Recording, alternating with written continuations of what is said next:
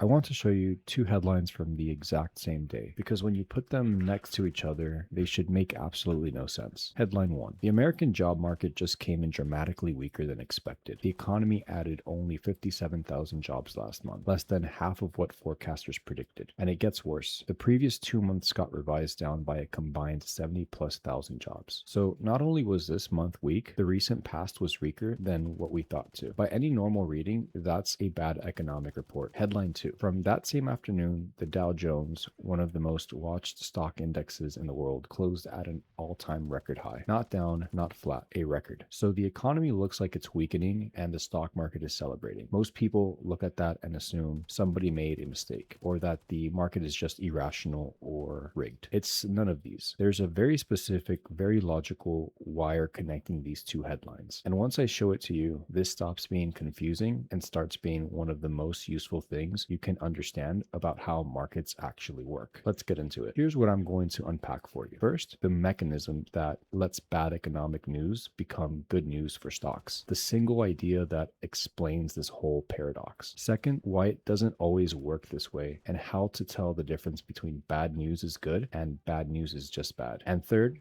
the deeper risk hiding inside this dynamic that most people cheering the record high aren't thinking about. I'm Daniel Ayala. I manage a fund professionally, and a big part of my job is reading these markets where the market reacts in a way that seems backwards, because those are exactly the moments where understanding why separates you from the crowd that's just guessing. Let's get into it. So here's the wire connecting those two headlines, and it runs through one place, the Federal Reserve. The Fed is the institution that sets interest rates in the United States, and interest rates are basically the price of money, how expensive it is to borrow. When rates are high, borrowing is expensive. Companies slow down their spending, and the stock market tends to struggle. When rates are low, borrowing is cheap, money flows freely, and stocks tend to do well. So the level of interest rates is one of the most powerful forces acting on the entire stock market. Now, how does the Fed decide whether to raise rates or lower them? They watch the economy, and one of the biggest things they watch is the job market. Here's the key relationship. When the job market is running hot, tons of hiring, wages climbing fast, the Fed gets worried about inflation and it tends to raise rates to cool things down. But when the job market comes in weak, like it just did, the Fed has much less reason to raise rates and might even lower them. Do you see the wire now? A weak jobs report means the Fed is less likely to raise rates and more likely to cut them. And lower rates are good for stocks. So the market didn't celebrate because the economy is weak. It celebrated because a weak economy means cheaper money is coming, and cheaper money lifts stocks. The bad news for Main Street translated through the Fed into good news for Wall Street. That's the whole mechanism. Now, if it were always that simple, weak economic news would always send stocks up, and that's not true. So let me give you the part that makes you actually sophisticated about this, instead of just repeating bad news is good news like a parrot. The reason it worked this time is that the market was specifically afraid the Fed might raise rates. There was real worry about a rate hike on the table. So when the weaker jobs number came out, it took that fear off the table. Now they probably won't hike and might even cut. Relief. Stocks up. But imagine a different scenario. Imagine the economy comes in weak, not because things are gently cooling, but because something is genuinely breaking, a real recession. Companies collapsing, people losing jobs in waves. In that case, weak jobs data wouldn't be celebrated at all. The market would look past the lower rates, silver lining, and panic about the actual damage, because no amount of cheap money helps you if the economy is truly falling apart. So here's the distinction that matters. Bad news is good news. Works when the bad news is mild, just weak enough to relax the Fed, not weak enough to signal a real danger. It's a narrow, specific window. The market is essentially betting this is the good kind of weak, soft enough to get us lower rates, but not so soft that the economy is actually in trouble. That's a Goldilocks bet. Not too hot, not too cold. And the entire record high reaction rests on the market being right that we're in that narrow zone, which brings us to the risk nobody's talking about. Here's what makes this genuinely interesting and a little uncomfortable. When the market celebrates weak economic data because it means lower rates, it's walking a very fine line, and it's cheering for the economy to be weak enough to get rate cuts, but not weak enough enough to actually hurt. And the problem is you don't always get to choose which one you get. There's a real scenario where the economy keeps weakening. The market keeps cheering. Rate cuts are coming. And then suddenly the weakness crosses a line. The data stops looking like gentle cooling and starts looking like something's actually wrong. And at that exact moment, the market's mood can flip violently because the same weak data that was good news yesterday becomes evidence of real danger today. The story doesn't change gradually, it snaps. And there's a second wrinkle that makes right now especially delicate. Even as the jobs data came in weak, the head of the Federal Reserve was out this week explicitly saying that prices are still too high, that inflation is still a concern, and the Fed is not comfortable with it. So the Fed is caught between two problems: a weakening job market that argues for cutting rates, and stubborn inflation that argues for keeping rates high or even raising them. The market is betting the job weakness wins that argument and cuts are coming. But if inflation stays hot, the Fed might not deliver the cuts the market is celebrating in advance. And a market that's priced in rate cuts that don't arrive is a market set up for a disappointment. So the record high isn't wrong exactly,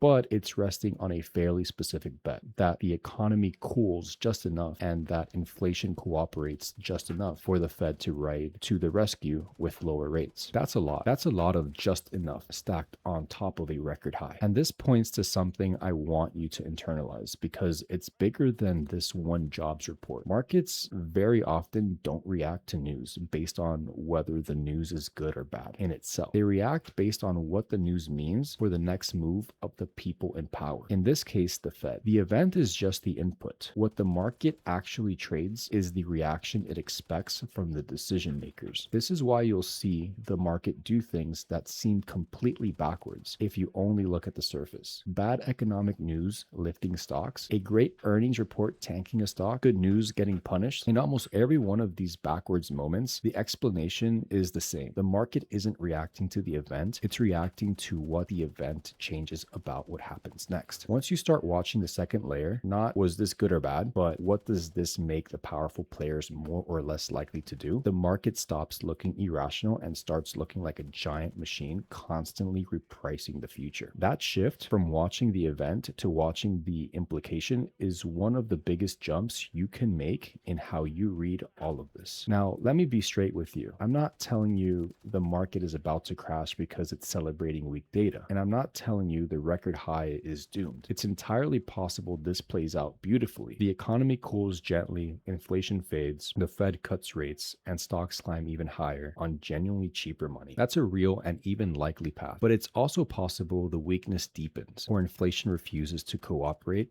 and the promised rate cuts never come. Both roads are open right now, and anyone telling you what we're on is guessing. What I can tell you is what to watch, because the framework tells you where to look. Watch whether the economic data stays in that gentle cooling zone or starts flashing real damage, rising unemployment in waves rather than a soft drift. Watch what the Fed actually does versus what the market is betting it'll do, because that gap between hoped for rate cuts and delivered rate cuts is where the disappointment lives. And watch inflation, because it's the thing that could stop the Fed from rescuing the market, even if the job market keeps weakening. You don't need to predict which way it breaks. You need to understand that the market is making a specific, delicate bet right now that the economy will be weak in just the right way, and then watch clear-headed whether that bet holds. While everyone else is either cheering the record high or screaming that it makes no sense, you'll be the one who actually understands what's being wagered. If this is the kind of breakdown that's useful to you, taking a confusing market moment and finding the actual logic underneath it, that's the whole point of the free weekly note I write. Every week, I take whatever the market's doing that seems backwards or unclear, and I lay out what's really going on beneath the surface. No hype, no fear, no predictions, dressed up as certainty. Links in the description if you want it. And I'll leave you with a discipline I come back to every single week, knowing what would prove me wrong. If you're cheering this record high, ask yourself what data would make you admit the celebration was premature. If you're convinced it's all about to fall apart, ask what would make you admit it's actually fine. Holding a view while knowing exactly what would overturn it, that's the entire game. And it's what I try to do out loud in that newsletter. If this helped